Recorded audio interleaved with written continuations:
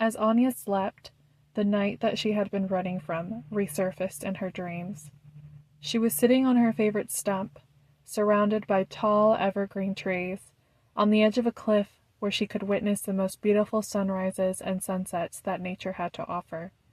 Sitting quietly on that stump, she had watched the snow fall from sunrise to sundown, coating every inch of the ground in white. The full moon now took its sun's place in the sky, illuminating the snow so that it glittered in the night sky. It was her safe little corner of the world, and it was beautiful. On this stump, hidden away between the trees, she could heal the injuries of the day. The broken bones she suffered from her sister's beatings ached almost as much as the neglect that she received from her parents. Despised and unwanted, existing only brought pain, and there were so many times where she wondered what it would be like to just walk straight off the cliff. But she tried to banish thoughts like that. After all, she wouldn't die, but just break every bone in her body, then suffer the pain of the recovery as her bones reconnected themselves at the expense of her agony. She sniffed, wiping the last of her tears. It was probably time for her to return home now. She had been gone for a whole day. Any more and someone would come looking for her. Even though she was a detested half-blood, she was still the daughter of King Luca, and thus she had to live her life in a way that would not bring any more shame to her family.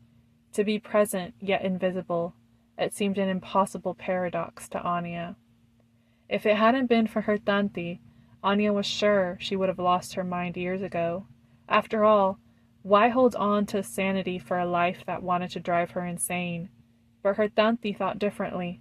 She wanted Anya to be strong, to hold her head up in pride, despite Anya only being half vampire.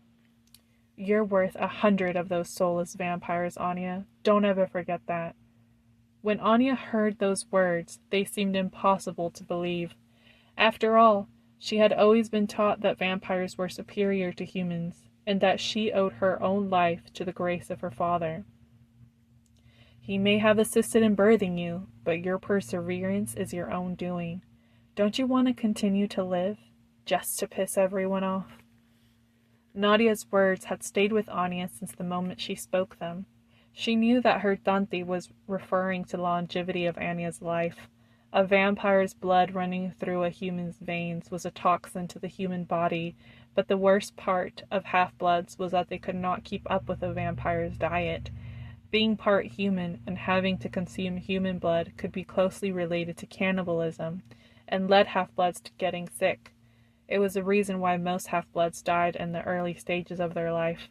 The fact that Anya had lived almost a quarter of a decade now was nothing short than a miracle that left the vampire court speechless in utter disgust. Anya could not explain her prolonged existence, but she was sure it did not boil down to spite. As a half-blood and daughter to King Luca, she had experienced enough hatred for a lifetime.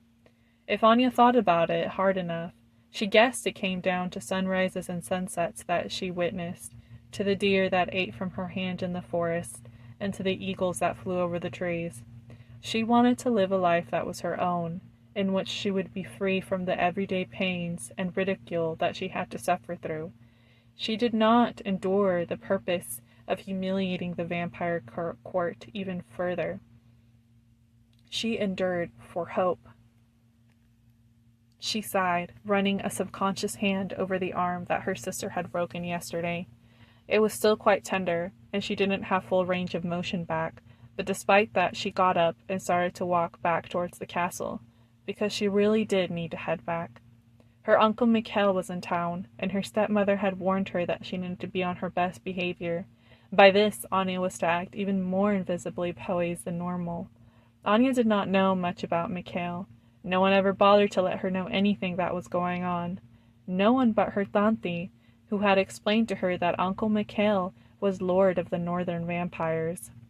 Anya knew from the color of her silver hair and from her family's crest, a snowy owl, that they hailed from northern vampire descent. Her father, sister, and Tanti had all silver hair.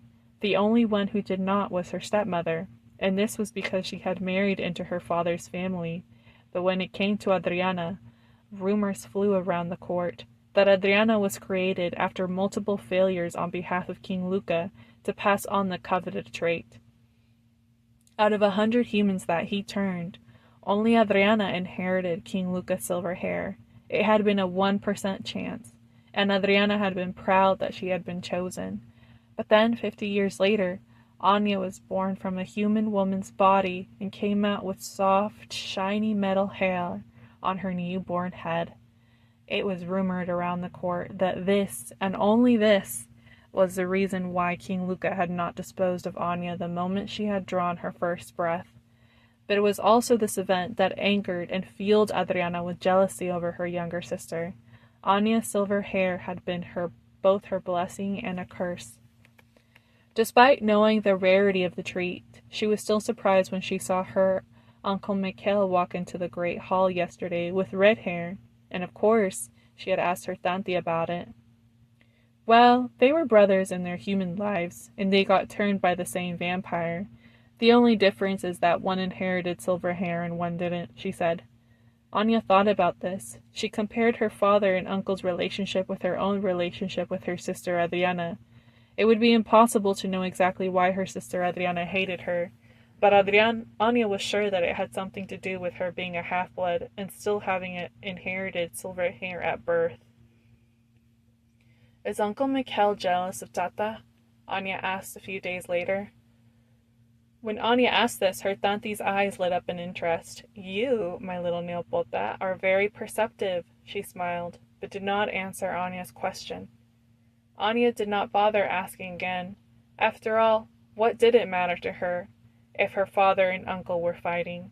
She had enough of her own family drama to deal with, not to mention that her uncle Mikhail seemed friendly enough. Anya's thoughts came to an abrupt stop as she began to hear screams coming from far away. She looked up from the snowy ground that she had been walking through and saw flames erupting from her home in the distance. She gasped, and her heart suddenly quickened. What was happening? She felt scared. The fire, the shouts. She didn't want to walk towards the commotion, but she looked around at the vast snowy emptiness. They lived in the middle of nowhere. The nearest town was miles out, and there was a river to cross. Even then, what would she do if she ran? She couldn't survive. She looked no more than 10 in human years. She didn't even feel like she had a choice. And so step by step, she dragged her feet through the snow, every moment slipping away too fast. The closer she got, the louder grew the cries from the inside. And when she finally made it to the entrance, she gasped in terror. At first, she didn't recognize the trio, because their heads had been shaved and their eyes gouged out. But as she continued to look in horror, she realized that the 3 heads on spikes were those of her mother, father, and sister. Not only were the heads on a spike, but their dismembered body parts were also showcased on spears. A leg, an arm, a torso. One particular spike had silver hair bloodied wrapped around it. Anya could see pieces of bloodied flesh entangled in the silver hair. She felt bile rise up her throat, and when she opened her mouth, she wasn't sure if she wanted to scream or vomit. She screamed, but her cries were muffled by a hand covering her mouth. Anya felt dread seize her until she heard the voice. I've been looking everywhere for you. Let's go. It was her Tanti. She took Anya by the hand and began to run. Nadia was clutching Anya's hand so hard that Anya was sure it would break. What's going on? Anya cried, trying to keep pace with her aunt. Nadia ignored her question and said, Soren is waiting for us by the river. We'll need to swim across so we won't be caught. Swim? Anya thought, panicked. They couldn't swim in those frozen waters. They would die. Or at least she was sure she would. And what about her family? They couldn't leave them behind like that. Tanti, she began. Tata, Mama, and Sora. I know, Nadia cut her off without looking back at her. I'll explain later. We need to run right now, Anya. Don't think about anything else. They ran hard and fast through the snow. When they approached the edge of the forest that would lead them to the river, Nadia stopped. Anya bumped into her briskly. Anya's heart raced as she noticed they were feet away from the forest. What's wrong? She asked in panic. There are vampires in there. I can hear them, her Tanti whispered, and Anya could see the way her chest rose and fell. Her normal ice blue eyes were ruby red with apprehension. I thought most of them would be stationed by the village. La Nabia, she cursed under her breath, and turned to Anya, her eyes wide as she looked at the child before her. She crouched down. Listen to me, Anya, her voice stern. Those vampires have orders to kill on sight. If we're going to be able to escape, we need to use Flash Step. Do you understand me? But, Anya panicked, I don't... Shh, I know, Niopota, she said, cupping Anya's face with her long black fingernails. Anya could feel the slight tremble in them. I'm going to carry you. Just hold on tight, okay? Don't let go no matter what. Anya nodded, trying to feel brave, but she had never seen her Tanti express anything other than cool poise, and this new apprehension on her face scared Anya. She got on her Tanti's back, wrapping her arms and legs around her Tanti's body, hoping she was strong enough to hold on. Ready? Her Tanti asked. I'm going to run, and immediately use Flash Step. I will not stop until we've reached the ends of the forest. You understand how far we have to go, right? Anya nodded. The forest went on for miles. She grasped her hands tightly around her aunt's necks. Ready, she said in a small voice. They were off. Anya thought she saw flashes of vampires, but then she didn't see anything.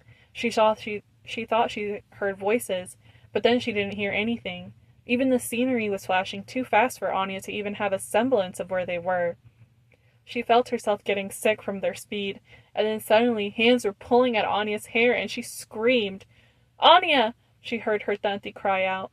Hands had seized Anya as they pried her away from her aunt's back. She felt her Tanti turn around, trying to knock the assailant out, but in the distance she was grabbed by another pair of hands, and suddenly she was no longer on her Tanti's back but on the floor. A man's knee was crushing her spine as a gigantic hand pressed her face into the cold ground. I have her! Her captor cried. I got the little half-breed! Anya struggled to get up, but the force of the vampire's hand on her head was far too strong for her tiny frame. From the corner of her eye, she saw her Tanti take a dagger out from her pocket and begin to fight with the group of vampires who had surrounded her. Her Tanti's ability was shape-shifting, and Anya watched as she shape-shifted into a white monkey, then a white bear, and finally a white eagle. The eagle was a transformation that dug her in, as a vampire grabbed Tanti's claw and swung her to the ground, making Anya revert back to her vampire form. The split second that her Tanti was down, 5 vampires approached her. A pair of vampires seized her Tanti's arms, while others pinned her legs against the snow, while the 5th one came up behind her Tanti and snapped her neck. Anya watched in utter horror as her aunt's body went limp and the vampires began to drag her away, still pinned to the ground by another vampire on top of her. All Anya could do was let out a harrowing scream. Anya opened her eyes with a jolt. Her chest rose and fell in panic as cold sweat dripped down her forehead. Dreaming of ghosts now, are we? Anya turned and saw the cold ice-blue eyes of her Tanti. For a moment, her heart raced even faster, until she realized she was not in the past, not in the forest of Romania, but in the present. She looked around, and in a luxurious apartment no less. She turned her eyes back to her aunt, who was sitting in a chair by the couch that Anya had been sleeping on. She looked exactly the same as the last time she saw her, and it was unnerving. How? Anya asked, still trying to catch her breath. I saw them break your neck and drag you away. They did, her aunt asserted, but you forget how strong your Tanti is. My neck reset itself a few minutes later. Then I shapeshifted, she added casually, as though her survival had been the most obvious thing in the world. Anya processed this brand new life-changing information, all the while watching her Tanti cautiously as she got up from the chair she had been sitting in and walking towards a mini-fridge. She took out a blood band and handed it to Anya. When she saw Anya's wary face, she rolled her eyes. It's elk blood, Anya. Don't be so dramatic. Anya took it, and it was only when the sweet metallic taste hit her tongue Did she realize just how starving she was? She drank it in mere seconds. As though her aunt knew this would happen, she handed Anya another blood bag, which she took gratefully, almost gulping it down as fast as the first one. But she was confused by her hunger. She did not usually go in for seconds, nor did she drink this fast. Why was she so starving? How long have I been asleep? Anya asked. 4 days, Nadia replied. Anya's eyes widened. 4 days, she exclaimed, and immediately rose from the couch. As she pushed the blankets off, she saw that she had been changed into a long-sleeve red satin pajamas. Where are my clothes, Tanti? She asked, feeling a little flustered that someone had stripped and redressed her while she had been asleep. She hoped it had been her aunt and not... You're awake, a voice whispered, entering the room. Soren, she whispered, surprised to see the young man before her. Soren, her aunt's human familiar, was someone that she hadn't seen since the day of the insurrection. At that time, he was probably around 15 years old, tall and lanky. Now, after 8 years, it seemed to Anya that he had grown leaner, though his face reflected the same cold and deadpan expression, and she recalled how he had injected her with the serum. I see you survived as well, Soren. That serum a new trick of yours? She did not bother hiding the annoyance in her voice. First of all, Anya spoke up, sit back down. You are not going anywhere. Second of all, Soren saved your life, and you should be grateful. You were about to kill yourself, which, Nadia pressed her eyebrows together with a finger, is a whole other topic I do not have time to address with you right now. What are you doing? I said sit down, she hissed. Anya was surprised at the forcefulness in her Tanti's voice, but she did not sit down. I'll come right back, she explained, but I have to go right now. Javier must be... Your humans? Her aunt was seething now. We reunite after 8 years and all you care about is your humans? She exclaimed, glaring at Anya. Anya took a step back. It had not been her intention to upset her Tanti. She was relieved to see her, and that Soren were both alive, but the fact that she had been asleep for 4 days... Javier probably thought she was dead. She opened her mouth, trying to explain this, but her aunt was suddenly in front of her. Ice blue eyes turning a ruby red. I searched and looked for you every single day since the insurrection. She pointed a sharp black fingernail at Anya's chest. 8 years it took me to finally track you down, only to find you playing bodyguard to a group of mobster humans, she cried out viciously, grabbing Anya by the collar of her silk red pajamas and pushing her against the wall. The force of the throw was so strong that Anya crashed right through the living room wall and landed on the bedroom floor. On the floor, Anya began to get up. She knew that the wise thing to do would be to not further engage with her aunt, to stay down. In fact, she could understand her aunt's surprise at finding her with a family of humans. If anyone had told Anya all those years ago she would be serving as a protector to a family of humans, she too would have been shocked. After all, the final nail in her coffin of incompetence as a half-breed would have been that. But things were beginning to click in place in Anya's head.